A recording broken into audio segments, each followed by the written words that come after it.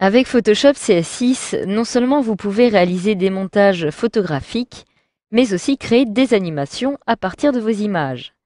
Donc actuellement, comme vous pouvez le voir, j'ai 3 calques qui sont présents dans mon panneau de calques. Je vais retrouver ici, dans un premier temps, un texte où il y a marqué Joyeuse fête. En dessous, je vais retrouver un calque qui représente la petite coccinelle qui apparaît ici. Et en dessous, je vais retrouver maintenant mon arrière-plan qui va comporter tous les autres éléments et au sein duquel je souhaiterais voir mon texte et la petite image de la coccinelle qui vont s'animer et se déplacer sur ma carte. Donc pour accéder au mode animation, vous avez plusieurs façons de procéder. Vous pouvez, si vous le souhaitez, tout simplement cliquer sur l'onglet montage qui apparaît ici afin de faire apparaître la table de montage ou alors vous rendre dans fenêtre puis montage.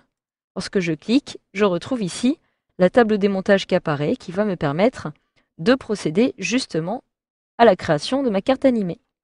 Je peux alors maintenant cliquer sur créer un montage vidéo et automatiquement je vais retrouver l'intégralité de mes calques qui vont apparaître ici. Je les retrouve directement ici. Je peux d'ailleurs, si je le souhaite, réduire un petit peu chacune des vignettes ou à l'inverse agrandir aussi tout simplement la table de cette façon. Donc je vais pouvoir modifier dans un premier temps le mode afin de pouvoir justement caler plusieurs calques au fur et à mesure. Donc il me suffit tout simplement de cliquer tout en bas à gauche sur les 3 petits carrés qui apparaissent ici qui vont permettre de convertir cette table de montage en animation d'image. Je clique alors ici et je retrouve mon premier calque qui apparaît directement ici dans cette petite zone de travail. Donc comme vous pouvez le voir, si maintenant par exemple je décide de masquer ici Joyeuse fête, automatiquement, celui-ci a disparu de ma zone de travail, mais aussi de la petite vignette qui apparaissait ici.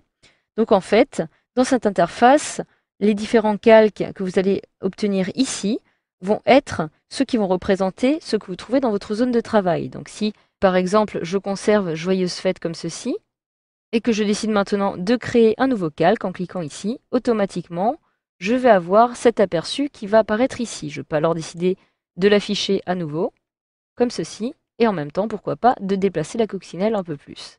Je clique alors sur Créer un nouveau calque, je le masque à nouveau, je déplace la petite coccinelle, Créer un nouveau calque.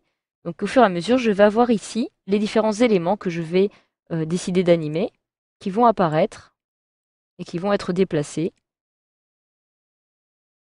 Cela est très simple.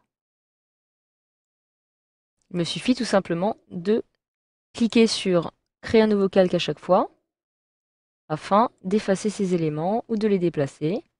Et à chaque fois, je vais avoir le petit aperçu qui va apparaître directement dans ma zone de travail. Donc voilà, une fois que j'ai procédé à tout cela, j'ai ici les différentes scènes qui apparaissent. Je peux cliquer sur la première image, la première scène, et cliquer par la suite sur lecture pour lancer mon montage. Alors celui-ci est un peu long, puisqu'en effet, chaque vignette va durer 5 secondes.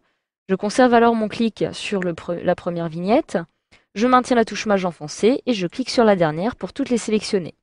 Je peux maintenant cliquer sur la petite flèche afin de choisir par exemple une vitesse à 0,5 secondes, de façon à ce que la lecture soit plus rapide. Je clique comme ceci sur une autre image pour désélectionner. Alors sachez aussi que vous pouvez procéder image par image en cliquant sur chacune d'elles sur la petite flèche qui apparaît ici. Je clique maintenant sur la lecture pour lancer la lecture de mon animation et je vais ainsi voir la petite coccinelle qui se déplace et Joyeuse fête qui apparaît et qui disparaît. Donc voilà, maintenant que j'ai mon montage qui a été réalisé et que la lecture me convient, donc à cette vitesse, je vais pouvoir, si je le souhaite, décider d'exporter ce montage.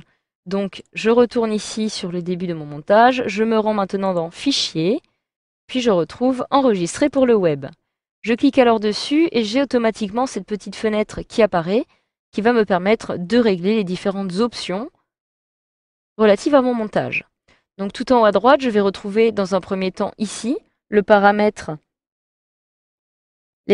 d'exportation, donc selon le format que je... Dans un premier temps ici, je vais retrouver le format dans lequel je souhaite exporter mon fichier. Donc par défaut, j'ai JPEG. Alors je vous conseille de choisir GIF, sans quoi, eh bien, votre montage n'aura pas d'animation si vous choisissez par exemple JPEG ou encore PNG. Je clique alors sur GIF. J'ai automatiquement un aperçu qui apparaît ici. En dessous, je peux maintenant, si je le souhaite, modifier la taille de l'image en pixels à l'aide des champs qui apparaissent ici. Et je peux maintenant définir les options de boucle de mon animation. Donc actuellement, mon animation aura lieu une seule fois. Si je clique sur le petit menu déroulant et que je sélectionne toujours, je vais donc avoir un effet de répétition et ma boucle ne va pas s'arrêter. Une fois que cela est fait, je peux maintenant cliquer tout simplement sur Enregistrer. Je choisis l'emplacement, donc par exemple ici sur mon bureau, je peux la renommer Animation.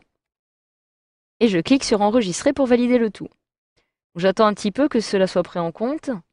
Et une fois que mon rendu a été réalisé, si je me rends maintenant sur mon bureau et je réalise un double clic dessus, automatiquement celui-ci s'ouvre sous Windows 8. Et comme vous pouvez le voir, celui-ci ne s'arrête pas, il part en boucle. Et voilà, grâce à cette formation, vous savez désormais maintenant comment créer une carte animée sous Photoshop CS6.